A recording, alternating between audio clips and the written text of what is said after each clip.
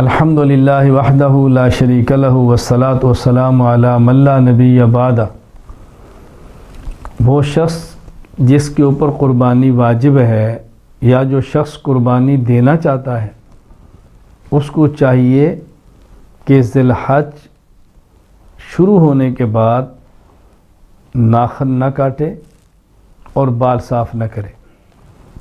صحیح مسلم میں روایت موجود ہے، حضرت ام سلمہ رضی اللہ تعالیٰ عنہ فرماتی ہیں ان النبی صلی اللہ علیہ وسلم قال اذا رأیتم ہلال ذی الحج، جب تم میں سے کوئی شخص ذو الحج کا چاند دیکھ لے، واراد احدکم ان یضحی، اور کوئی شخص قربانی کرنا چاہے، فلیمسک عن شعرہ واظفارہ، تو اس کو چاہیے کہ اپنے بال بھی نہ تراشے، بال بھی نہ کاٹے اور اپنے ناخن بھی نہ کاٹے، اس کا خیال کرے۔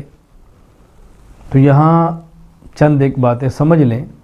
نمبر 1، ذو الحج شروع ہونے کے بعد بال اور ناخن کا نہ کاٹنا یہ اس شخص کے لیے ہے جس نے قربانی کرنی ہو، عام بندے کے لیے نہیں ہے۔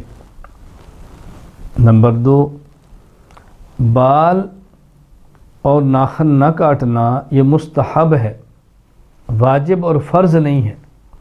اگر کوئی شخص کاٹ لے گا تو گناہ نہیں ہوگا۔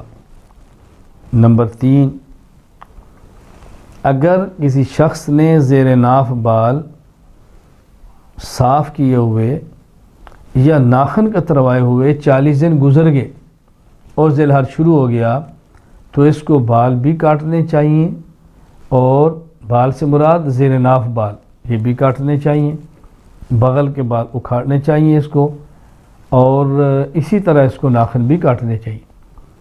لیکن اگر کوئی ایسا شخص ہے جس کے 40 دن نہیں گزرے، کم وقت ہے، تو یہ مسئلہ اس کے لیے ہے۔ اس کو یہ بات اچھی طرح ذہن نشین فرما لیں۔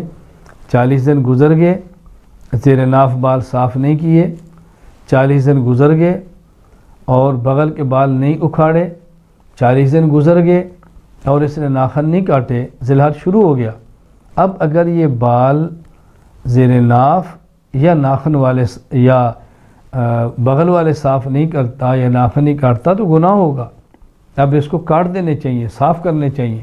اس مسئلے کو اچھی طرح سمجھ لیں۔ اللہ تعالی ہمیں شریعت کے مطابق زندگی گزارنے کی توفیق عطا فرمائے۔ وآخر دعوانا ان الحمد للہ رب العالمین۔